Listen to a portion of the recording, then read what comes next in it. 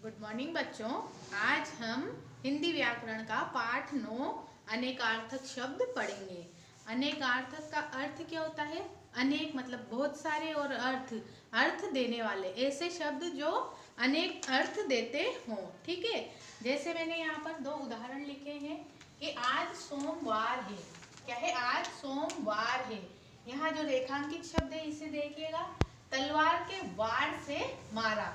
ठीक है, यहाँ पर वार यहाँ भी आया है और वार यहाँ पर भी आया है, लेकिन इस वाक्य में वार का अर्थ दिवस से है और इस वार का अर्थ प्रहार है। ठीक है, तो एक शब्द एक ही है लेकिन इसके अर्थ क्या हो गए? दो अर्थ हो गए। यहाँ दिवस के अर्थ में हमने लिया है वार को, और यहाँ पर प्रहार है ना, प्रहार के अर्थ में वार का प्रयोग हुआ है। तो एक ही शब्द के दो अर्थ हो गए, मतलब कि अनेक अर्थ हो गए हैं।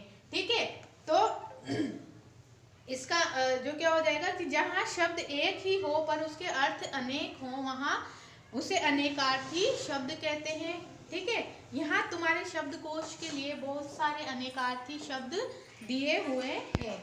जैसे पहला हमने दिया है रंग।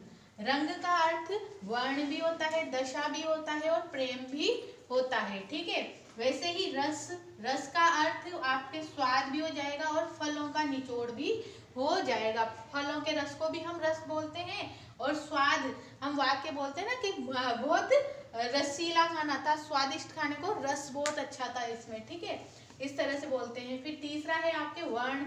वर्ण का मतलब अक्षर भी होता है, जो हमने लिखे हुए हैं अक्षर। वर्ण का मतलब रंग भी होता है और वर्ण का मतलब जाति भी होता है। ठीक है, वैसे ही फोर्थ में है हार। अब हार हम पराजय, मतलब कि जो हार होती है ना, नहीं जीतने का जो भाव होता है वो पराजय कहलाता है। और एक हार हम माला, फूलों की माला को भी हार कहते हैं। ठीक है, पांचवा है वर।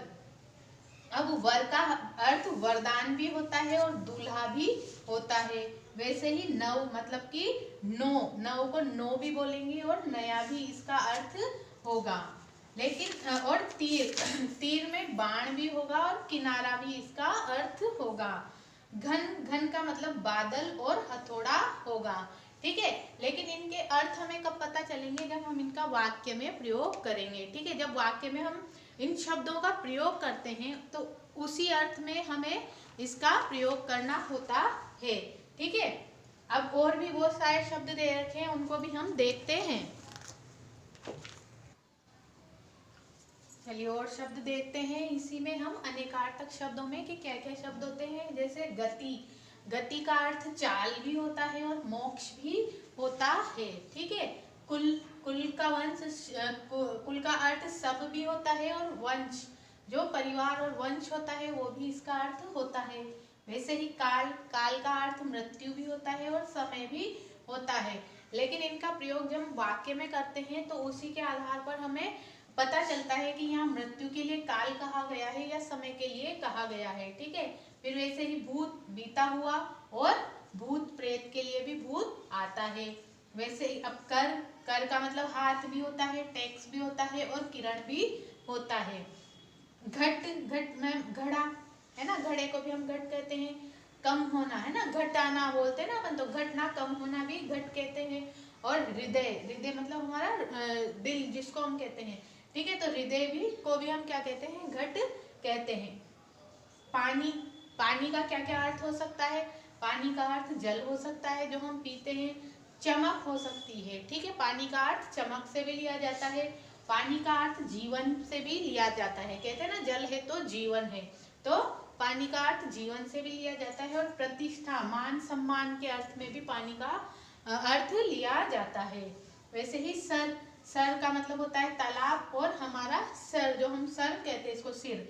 ठीक है, सुर, सुर का अर्थ देवता भी होता है। संगीत के स्वर भी होते हैं, संगीत के सुर मिलाए जाते हैं ना, तो उसी तरह से सुर, संगीत के स्वरों को भी कहा जाता है और देवता को भी सुर कहा जाता है। मधु, मधु का अर्थ मीठा, शहद और मदिरा, तीनों के अर्थ में इसको लिया जाता है। और शब्द देखते हैं हम लोग के, और अनेकार्थक शब्द कौन से होते हैं जिनके एक से अधिक अर्थ होते हैं। जैसे मुद्रा, हमने एक शब्द लिया मुद्रा, मुद्रा का अर्थ होता है मोहर, या सिक्का। ठीक है, जो सिक्के चलते हैं उन्हें हम मुद्रा भी कहते हैं और मोहर भी उसको कहते हैं। अंक, एक शब्द आता है आपके अंक। अंक का मतलब गोद भी होता है और संख्या भी होता है। ठीक है, हम कहते हैं ना कितने अंकों का प्रश्न है, और अंक मतलब गोद, इसको भी कहा जाता है। एक शब्द आता है अंबर।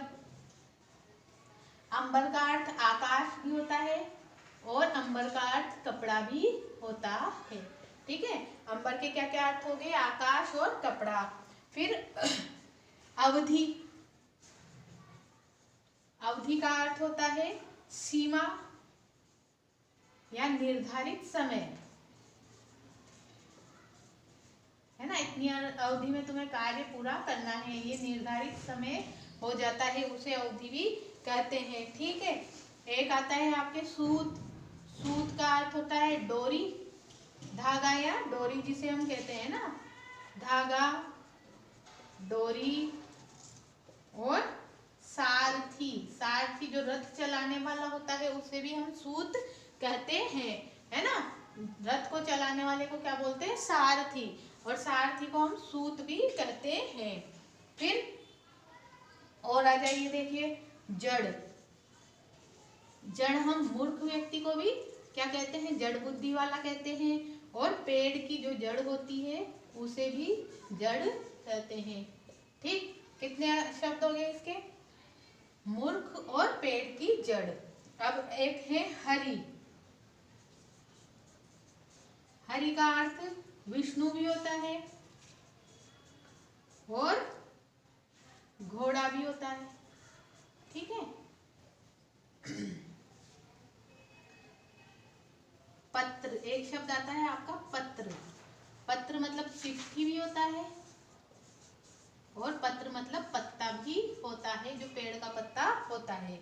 ठीक है, इस तरह से बहुत सारे शब्द होते हैं जो हमारे हिंदी में प्रयोग किए जाते हैं और उनकी प्रयोग की दृष्टि से, अर्थ की दृष्टि से उनका उपयोग किया जाता है। इस प्रकार के और भी शब्द आपके बुक में दिए गए हैं, किताब में दिए गए हैं, और अभ्यास कार्य जो दिया गया है इसको आप लोग पढ़कर और भरिए। धन्यवाद।